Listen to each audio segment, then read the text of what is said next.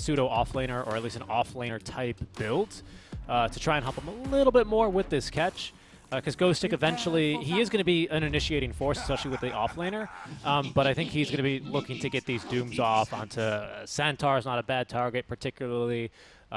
Maybe even some of the supports, you could argue, could receive a Doom, and that could lead off to a teamfight victory. But it would seem to me that the targets that your DK and Doom want to go on are eventually going to be separate targets. And so I'd like to see still FN up for that Blink Dagger, which we probably will, though. I think having that cheap stun and the ability to initiate that quickly is so valuable for the hero. Let's see how this game ends up going for Viking GG and Unique, as Unique is starting to do typical SEA plays where you start to look for a kill immediately since you have decent level 1s. I don't know, if you find a one... Well, yeah, because Ursa's very weak at level 1, so you can punish that pretty hard. I think with the Arctic Burn particularly. They're trying to dominate the enemy side of the jungle. They even put some really aggressive wards here. Very surprised with this incredibly aggressive ward by Unique here. Yeah, Shad is using his sixth sense here to kind of figure there must be enemies on their own high ground. Well, likely in their triangle or right on our own high ground, because of course they've got a ward scouting over the top power rune spawn. The battle begins. What's going on here in this mid lane? Are we looking to scout some rotations? No, Celery and Shadow are just going to head back bottom, boom, to block the creep wave, and it looks like we're going to line up for a pretty, excuse me, a fairly regular laning setup here for both sides. Let's go sick. Yep, just immediately eating the first range creep. Is that what the ward is for, to be able to do that reliably? I don't know. I assume it's to try and get a favorable lane matchup. I'm not sure what they'd be looking to dodge here. Maybe they want... because if you already have... No, if you're Doom versus Ursa, like, there's your lane matchup, right? I don't know, I don't feel like that's favorable whatsoever, so... Look, Shad... Ursa level 1 though, so he's not going to do much to Ghostic, but Ghostic also doesn't want to stay in lane. He's in trouble, actually. I don't think he's dead, but he is taking a lot of free damage here. Healing salve though, so he'll be okay. He'll be fine. Level 1 Whirling Axe is pretty good damage, 75 damage for a relatively low cooldown spell. You gotta be a bit careful of that. The slow on top of that can add a lot of harassment. Yeah. Even if you go for the Retaliate, Trolls is gonna hit you.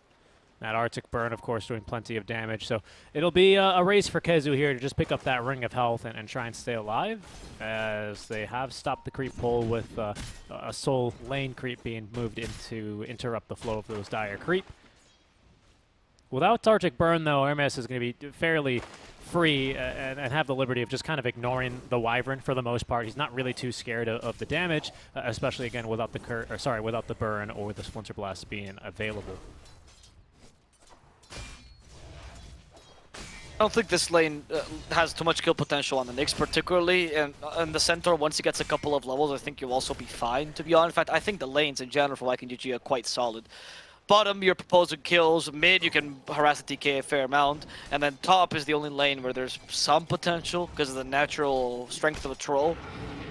But I think as long as you get a couple points in Retaliate, both Winter and Troll struggle to harass the Centaur in general. The nice thing about the Burn, though, is that you really only need to hit him once for the debuff, right? And against a hero like the Centaur, that is going to end up doing way more damage, even with a maxed return or retaliate, even with a maxed passive on the Centaur. He's not going to really be enjoying that lane too much. Ghostic is getting ran down here. There's 3 Fury Swipes already on top of him, but luckily Ghostic just able to outrun Fuzzy Wuzzy here. Big Nom was off and away, I think, blocking the camp or looking to do for some D-wards, and he wasn't there for the stun. Just, you know, a chilling reminder about why this lane is as difficult as it is here for the Doom. No, Kezu's actually struggling to the Arctic Burn in the top lane. And he managed to get the creeps between lanes, but Slayer is taking him for a ride here. Oh, but now it's down to last hitting creeps, and Kez is like, yeah, try to match my 68 damage with your measly 46. Now you're free to do whatever. Even went for an early ring of protection. Yep, he's, I like how he just, and he's not even panicked whatsoever. He knows that that range creep is not within the deny range of a Wyvern. FN with just the 1 point right now in the Dragon's Blood, so he's not really feeling the pressure from Boom this early on. Boom with the 201 build. I'd be curious to see what he's going to put his 4th skill point into. I think Shad will chase after Big Num bottom, by the way. He has an Earth Shock in a second. I think this is a possible kill. Earth Spike, ooh. They line themselves up for that, but Shad still has the extra movement speed and Nova Venom, so Big Num will die. Yep. He's got those That Orb of boots. Venom, so useful to guarantee these kills. Boots and Orb of Venom is going to make this really difficult for Ghostic now as well. Ghostic, who I think should have boots on the way. He's got the Midas queued up here on the Doom, but I don't know. I feel like this is a lane where, oh, hold on thought. Mid lane, actually, FN is in some trouble as Hermes does rotate on over. Bottle refill, though, courtesy of Bignum, as it is going to be the 4th skill point into the Diabolic Edict for a bit more damage. Kezu's Courier, by the way, is killed off by Seema the Slayer, and that's significant because it had the Ring of Health on it for Kezu. So that is going to be a lot of his regen missing. Luckily, he's got a salve, which means he's still going to be able to play around the top lane area, but quite a big loss here for the offlane Centaur. Yeah, but Gezo's been doing a decent job of just running the lanes down and stopping the Troll from having a... I mean, Troll tends to have a free lane against most offlaners, so he's been doing a good job of keeping the lane equilibrium near his tower. I don't think he's too sad about this farm. Of course, the fact that Doom is also getting a really decent lane against an Ursa is definitely something that concerns Viking GG. And this mid lane, Boom has done nothing against the DK. And it's only 1 point in Dragon Blood. That's pretty bad. Yeah. 3 points in the... Not for FN, mind you. It's bad for Lesh, because it clearly shows how weak you are against a DK. Oh, yeah, that's how I took it as well. But, yeah, it's good that you elaborated, because, yeah, I got to be clear on that.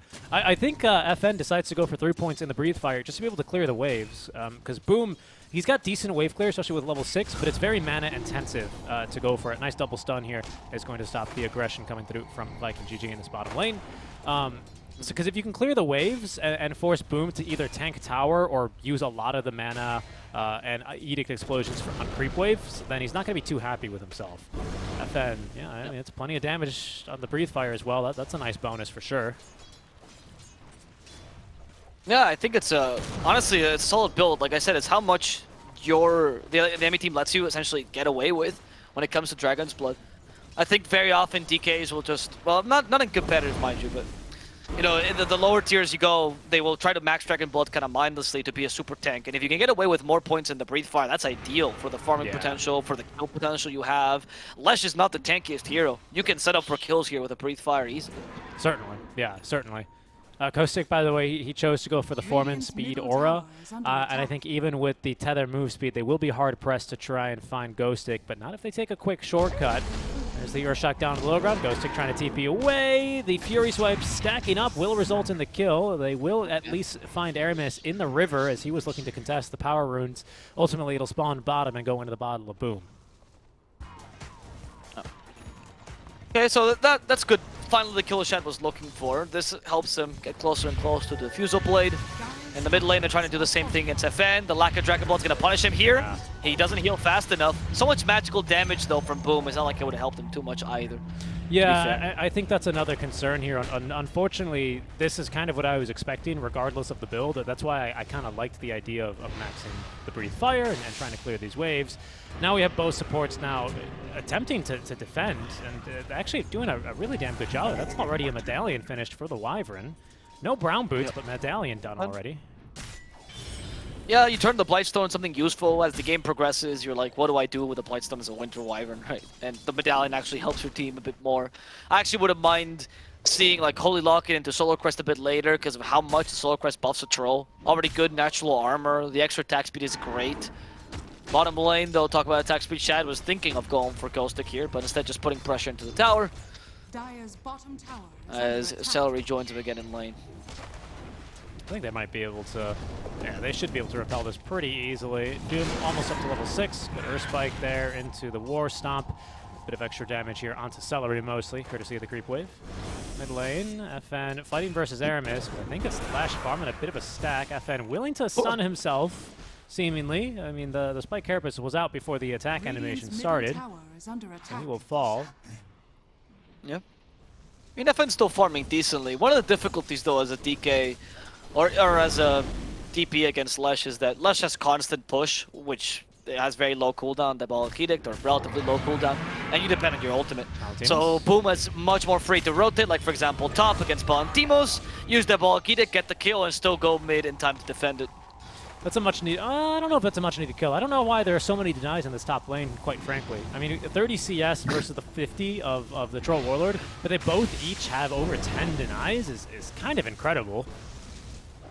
Usually when you see someone, I mean, it's 8 minutes in, so, you know, that's not too many denies. It's like 1 or 2 creeps from each wave at this stage. It's still not that bad for both players. Normally when you see something like that, you go, whoa, Troll is dominating top. But everyone, in fact, in this game, focusing really heavily on the denying aspect here. I remember when I was in the major, both Noping and Beast Coast were laughing at the European teams. I'll say it, I know they got eliminated, but they were laughing at them in the pubs because they were saying, look at these Europeans, they keep denying. I just want to fight. Just run at them. Why are you denying these creeps? And they told me this a couple of times, like, why do they have such high denies? They do nothing. Kick you out of the lane. And Nectar would be like, I'm Ursa, I kick you out. Why would I deny? I have claws to fight, not claws to hit creeps. That was his literal textual statement. Yeah, of course, translated from, you know. but no, I could see it. Spanish, Okay, yeah. another rotation And also coming through. taking away all the swears from that statement, but yes. Oh, Cleaning it for the kids, boom. Well, Going for a kill here. Yeah, this is the style a bit more. Is under attack. Again, Diabolic Edict used already. The Dragon Form is not yet available a Mid lane. second time, so FN can push, They're gonna get a but kill he's on gonna get a Aramis. kill on an Aramis. Yeah. There we go, Dragon Form is now available. Oh. It joins Shad. Shad wants to get the counter kill against Bignum. He will find it. And they stunned FN. FN weakens Shad. Shad just chasing him down. They have the Stampede on top of that. Run onto FN. But thinking of the support kill better.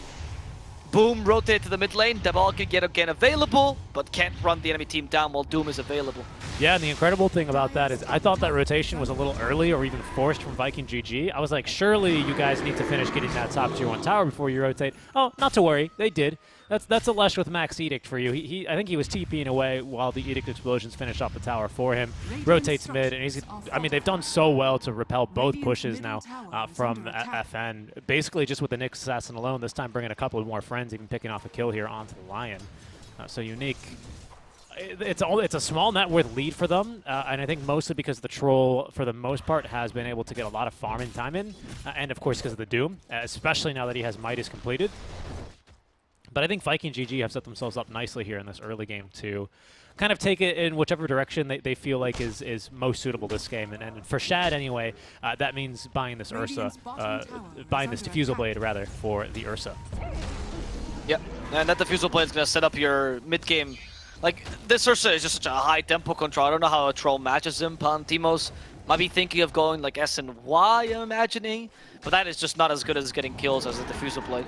That's why this build has been so popular on Ursa. Deals with so many heroes, and particularly these tanky cores like Doom or DK suffer so much against it.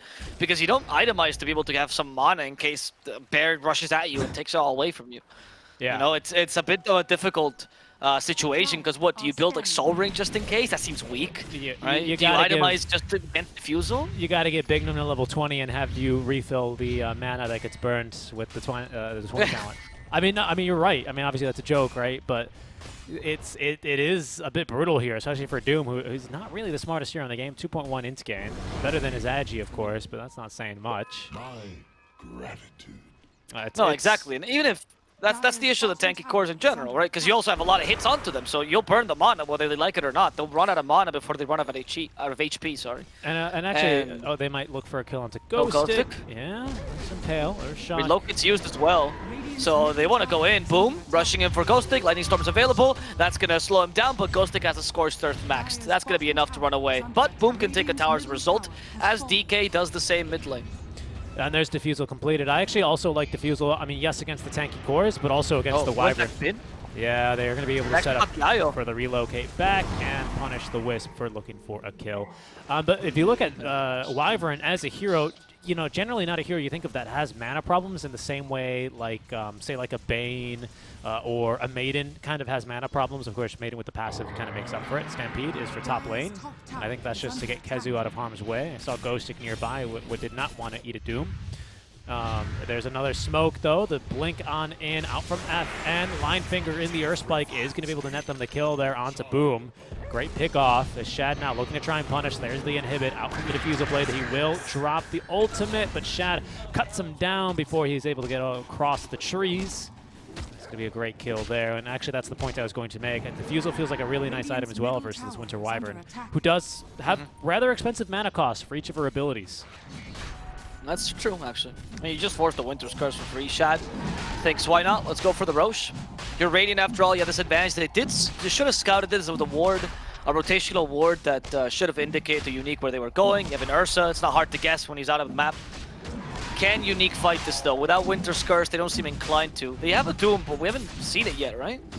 We have not seen a Doom yet, as far as I know. I've had this green triangle on top of my bar. I've been watching it just in case. I think they tried top lane, but that's why we heard that stampede earlier. Sure. Dire's middle tower is Triangle. under attack. The four-sided triangle. Oh, is it a... yeah, it is a Dire's diamond, middle actually. I don't know. tower has fallen. Oh, you're right. Yeah. It's, Yeah. you know, there's two triangles Radiant's in there, bottom if you will. tower is under attack. That's true. That's true. Two isosceles Euclidean- triangles. There you go. I got you. See? Yeah. Dire's Too middle smart for tower me. is under Sorry. attack. You know me. I do Well, love my I- geometry. Geography. I'd like to see a Doom coming out eventually from Ghostic. I feel like I've seen the old 11 do this too. You know, and they'll go for the Midas with the Devourer and then just rush the BKB. It's exactly his build actually, and he won't actually participate too much in kills. I don't know if this is the game where you can afford to do that because you're giving him free reign to the Ursa to just Yeah. run you down. Yeah, he may be a bear, but he is very much still the elephant in the room of this game, and he can really start to take over here. Oh, relocate up top. They find the Doom Ghostic. He's waiting for that Scorched Earth. Was actually on cooldown. Nice Gets stun up. Right as the Spike Car presented. Now the Scorched is available. Shad so frustrated, has Diffusal Blade. Still the overpowered. Doesn't want to use it. Shad, just jump onto him and guarantee the kill. They did leave As in the bottom lane, Io. Yeah, I don't think Unique were quite expecting the Wisp to leave him there. In the end, it was actually the perfect move because they still get the kill into the Doom, and yet again are only left with the mediocre kill on an Io. I think they were hoping that the Ursa would be taking the return trip because they easily could have killed him, if not once, or if not twice, definitely at least once, and get rid of that Aegis. But unfortunately, losing the Doom yet again before the BKB can be completed is a rough game here for Ghostic. At least we'll be able to finally get this tier 1 tower down in the bottom lane. Structures are fortified. That's true. I mean, you already took mid tower, so I don't think it's too bad for Unique. I think their pushing has been pretty solid. Timo's been getting some good farm here on the troll. Think about the past secret match. And he has been scaling decently with a Basher so that now you can deal with the Ursa head on. Troll's not bad against the Ursa if you itemize in the anti-carry way. Scotty would not be a bad consideration. S&Y, Basher, Scotty maybe. Dire's top tower is But under at the same time, GG's trying to open up the map themselves, taking advantage of the catapult on the top lane. Oh, Slayer walked in trying to defend this. Instead, he finds an angry bear, gets destroyed, and boom, will take a tower for free as a result. Yeah, really, really good play around Viking GG at the moment. How long? They've still got a while left on this Aegis as well. Yeah, a full 2 minutes and some odd seconds as there's a relocate coming through. Bignum trying to leave, and without the stun in time from Aramis, he is going to be good to go.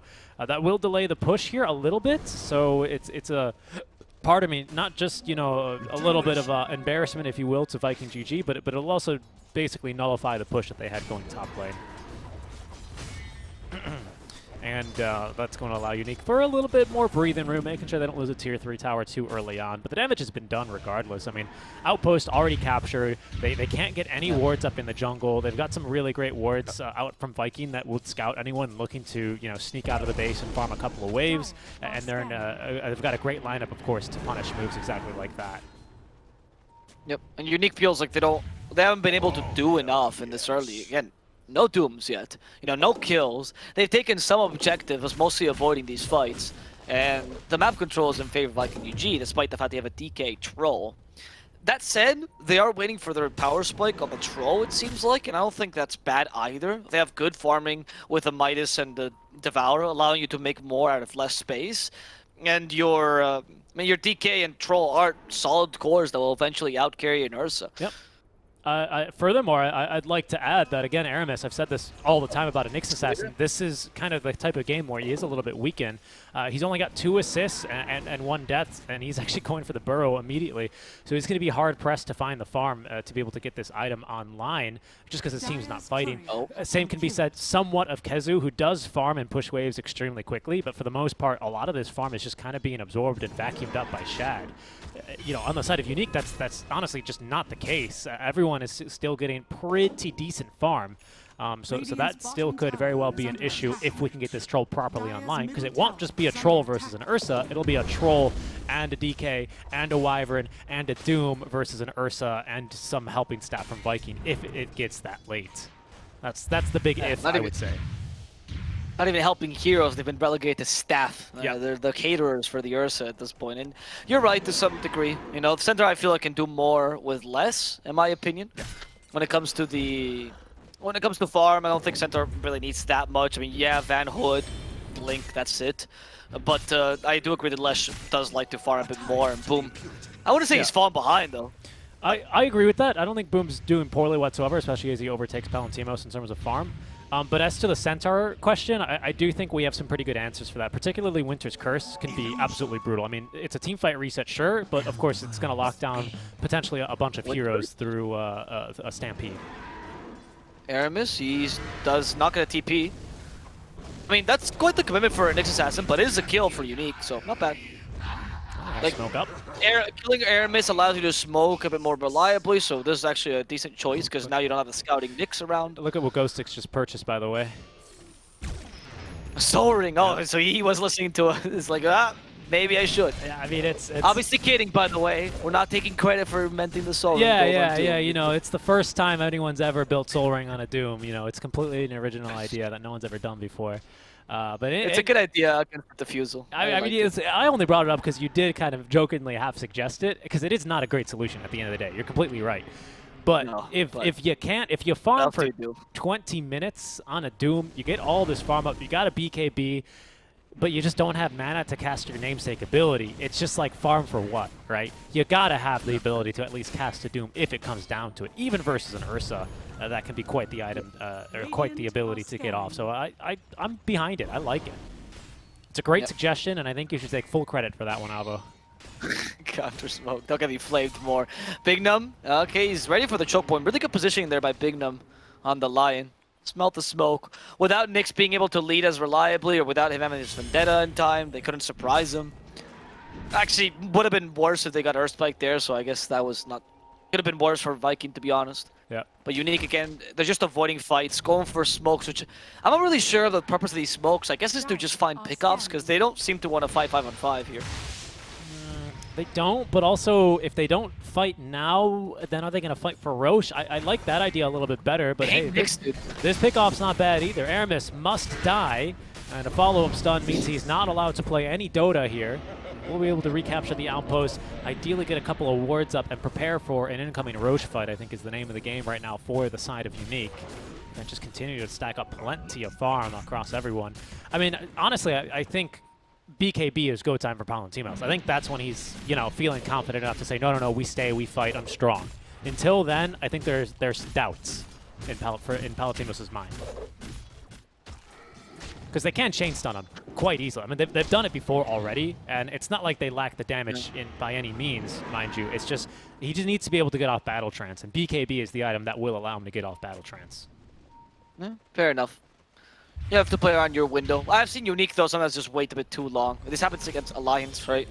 I don't think the late game is guaranteed again, so people underestimate the power of an Ursa in the late game. He'll get his own BKB. Lesh is farming now pretty well. He's back to full farming. And they let the center behind, but like I said, it doesn't matter because Kezu's just an initiator. And with the Burrow build on Aramis, you have a pretty strong both high ground defense and high ground siege later on in the game. Yeah, I want to touch on a point that you made very briefly, because I think we've got plenty of time here. The next smoke's going to be available in a bit. Aramis now respawning, so I assume Unique are going to smoke onto him real quick. Roshan, by the way, up in 30 seconds, so that's the next point of contestment. But you said, you know, Ursa no longer, you know, people underestimating the late game, and I think if that still may be true, but I think that's like a bit of an outdated logic. You know, I don't think any hero in particular is that bad anymore in the late game, because there's so many items. There's now talents in the game. You can eat an Aghanim Scepter. You've got way more slots to play with. You know, neutral items are a whole thing as well. So it would be wise of Unique definitely to recognize that and not just wait and assume troll over Ursa on the late game, because that's not necessarily true. Kezu, though, this time is going to be the one found by the gank. Winter's Curse is going to be onto Boom with an ED rune active. Now Ghostek looking to close the gap, planning the Doom here onto Fuzzy Wuzzy. We don't have a stun, though, in time from the Lion, and Boom healed back to full HP here by Celery, not even having the Holy Locket yet, Avo. That was simply just Mac. Now you could go and counter-initiate relatively easily. They'll find poor Slayer first, get rid of the Winter Wyvern. That's I mean, the Winter's Curse were already used anyway, so Yeah, it we've doesn't got really matter. nothing. Ghost taking his target. Have any stuns to stop his TP? Boom was coming, but Yol Hunter was not used in time. So Unique won't lose any people, but they will lose all of the resources in this fight. Even Dragon Form was committed there, which gives a free Roshan here to Viking GG. This carries a shard for the Ursa, big deal. Oh, yeah. As one of the strongest shards in the game. Oh yeah, definitely. Definitely one of the stronger shards in the game. And you know what? Unironically, Avo, after watching a couple of matches at the Major as well, this has kind of bolstered my my feelings in this. I think they've got maybe not the top 3, you know, shards in the game here, but definitely I would say, and I would argue for a top 7 or a top 5, as FN has to BKB just to TP away. And that would be, I would say, Lashrak's Aghanim shard. I think it's very situational, but I think this thing it's really showed its worth here. I think there's a point in the game, much like with the Burrow, when you just start playing around the high ground, where everything's a choke point, really, that chart is so good. I would argue it's the best area denial spell. Like, it's above the Macropyre and stuff like that. That last shard puts Jakiro to shame. It's like, oh, I have Ice Path, who cares? I have like 15 split Earths. I it's have the ability to perma-stun someone, and that is entirely annoying. Yeah, I think that's a fair assessment, honestly. I would agree with that. You know, I think even though the buffs to DK Shard were significant, they need to really give him the anime treatment and give him too much plot armor. As Aramis is going to be scouted here. Stampede to get him out, and also to close the gap here is Viking looking to counter-initiate. It's only Bignum for what they can find out from this, so Unique aren't too unhappy with what they have gotten. Long TP from Slayer, but he's able to escape eventually. I don't feel like Jakiro would last very long in the anime. He's literally 2 dragons. Like, everyone seems to really, really bloodthirsty for dragons. It's a 2-for-1. I mean, are they? I think it's just kind of DK. I think it's just because it's called, you know, Dragon's Blood that it's a little bit thirsty for the dragons. Luna doesn't care there was about this dragons. one guy. Yeah, but the one guy that kills DK, he's like, I know you're human, but like you're a dragon. It's like, why not? You're just like a dragon. Let me murder you. Dire's top Yeah, tower but Luna kills people. I mean, you know what? Fair enough. Luna kills everything, though. She would kill dragons too if she could. Luna just likes blood. Shad, finding Pantimos. He's also looking for blood. Purges on the And right, the miss. Pantimos can't man-fight this. Not with the Enrage, not with the Shard. They do stun Aramis, though. But Ursa, there's the Winter's Curse. They reset the fight. They start the Doom. They will Doom Kezu, however, to prevent the Stampede, which he didn't have anyway. But Kezu won't be able to get any stuns off. He gets healed by the mech. Someone had to Doom Shad. Shad was free to use the BKB and then murder Palantimos and Cold Blood. FN in trouble. Shad free to do whatever he wants, acting as the Enrager, or rather the Earthshock, to prevent the Ghostic stun from being too impactful. Boom's to full HP. Kezu comes back in. Unique just lost 2 of their cores. That Doom, I don't think that was the target. No, I'd agree with you. I think you had to Doom the Ursa.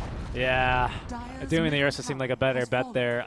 I think they were confident. I think they probably should have done that in reverse, right? I think you farm this. Oh, see with the Slayer. Goodbye to all the mana. Kezu's there for a follow-up stun. Celery's tanking shots from the tier 3s and now the tier 4 tower. Slayer, though, with the R2 burn is going to deny him to go across the Ancient, as he will be pushed aside. It felt like Palantimos was like, guys, I'm strong. Don't worry. You know, I'm farming the stacks. I've got max fervor on him. But I mean, this shard. There's a reason we call it. You know, Alvo and I, we don't agree about a lot of things, especially about Dota. But we do agree that this shard is completely bonkers. I mean, the fact that he immediately jumps in, and normally Troll Warlord, who excels in these kind of melee-to-melee matchups where you require your right clicks to connect, Ursa just goes, oh, Whirling Axis, that's adorable. Let me go ahead and get rid of that real quick for you. And it's ready to go again in, what, 10 seconds or something ridiculous on Urshok? 7 seconds? Like, it's so damn good. I think you need to do this. It even reduces the cooldown by a second of the Earthshock. For whatever reason, they thought it's not strong enough, but it gives you the Enrage. Shad, look, he's just heal alone. He has Aegis, so why not? He knows. Still a minute left in this Aegis. There's Kezu with the blink on in onto Palantimos. Bignum looking for follow-up stone onto Shad. Even if he did connect, guess what? That would have only lasted like a half second. You think that's why they didn't doom him, by the way, because the Aegis? It must have been, like, it must have been, but... Oh, nice evasion by Boom there. They avoid the thunder.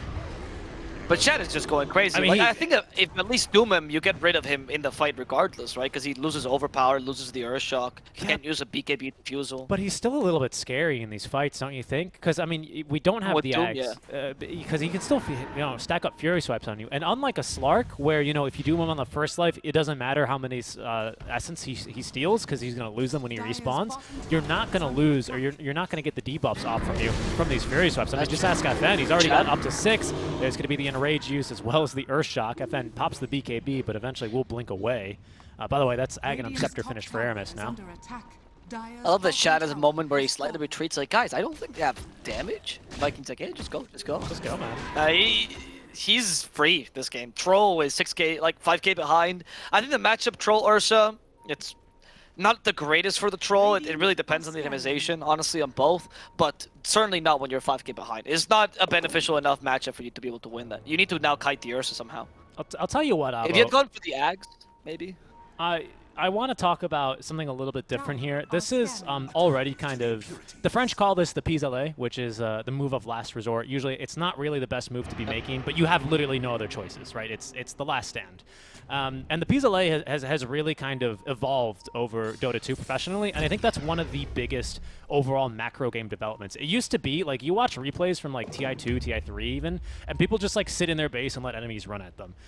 That evolved, I want to say, like, around TI6 when the terrain was really obnoxious and you had, like, high ground here and high ground here with, like, kind of a gutter in between high ground and the tier 2 tower. And you had teams then, like, look to smoke around and make counterattacks here. That's since become the standard, and now I think the pis-aller has evolved to such a stage where what you do is you try and hold behind a tier 2 tower, like in this area by the by the Dire tier 2 on the right side, and you just hope that people will come to you, and then you counter-initiate on that, because everyone's used to you smoking out the base and going through the triangle. I think this is so cool, because I've seen this a lot from EG. Unique are trying this one out as well. And I think, you know, when it's brand new like this, people got to pay attention to it and be ready for it. Yeah, I agree. I think that's a good idea. But with the domination of Viking GG and the map control they have right now, they're just free to do this. Here they go. I mean, look at this. Spike Carpet is done too, but they do lose Celery. Winter's Curse, so they can guarantee that kill on Celery. Chad's not going to die to this. Activates the Enrage first, the BKB as well. He wants to get out. He lost his IO. They do kill Bignum in the back lines, but they're on the back foot, waiting for Palantimos to lose that BKB. They're Doom on the Ursa this time. Has no Aegis. Palantimos but is Ursa, stunned. he just run. Palantimos is dead, actually. Yeah. And Chad is being healed by Celery. He popped back just to save his carry. Oh, no. That Doom is doing nothing as he just pummels Ghostic down. Claws him to death. Goodbye to Ghostic. Slayer hiding in the trees. Aramis still wanted to go for the skill, but is it even necessary? You already killed Palantimos. That was your main goal anyway. Yeah, man. If Soul Ring wasn't necessary to make sure you had mana to cast your spells because of the Ursa, it's definitely necessary here because of all the mana burns and the insane range you get while in Burrow form. FN, I don't think he makes it out of this one alive. At least Spirit's no longer slow, so he's going to be good to go. But this is almost certainly the game here for Viking GG. It was a good effort there by Unique, but the fact that they were able to kite out the Troll through the BKB duration and then as well kill him in the Cold Embrace means that there just seems to be like no recourse. There's just no course of action here that Unique can seemingly get due to start these fights off the right way anymore. I think you're completely right. I thought this BKB would be a bigger point of inflection for Unique, and perhaps it would have been if this Ursa wasn't a whole item ahead, but that's simply just not the case here. That's not how this game played out. Yep. Go for the racks here. Take them down. Unique doing the best to defend this. Aramis just in burrowed form, considering to land stuns and ridiculous ranges here. Nice X onto the Ursa though. BKB pop by Ghostic, looking to close the gap. Doesn't have Doom, so he's just walking on over here, uncontested. Palantimos not popping the BKB, holding on to Battle Trench, gets a bash onto Boom. Now he's going to let it rip, but now look at that, another two-man impale. They catch Ghostic. Kezu to follow up with a stomp as Palantimos fighting versus Shad. Shad with BKB acted unaffected there by the Winter's Curse, winning the 1v1. Now looking to turn onto FN, another great stomp onto 2. Catches Bignum before he can cast a single spell, and that is going to be the GG well played called. Viking GG take victory in game number 1 of this elimination series. Didn't seem like Unique really stood a chance this game. I don't think their draft was too bad, but it's very similar to what happened to Alliance, where they had some small powers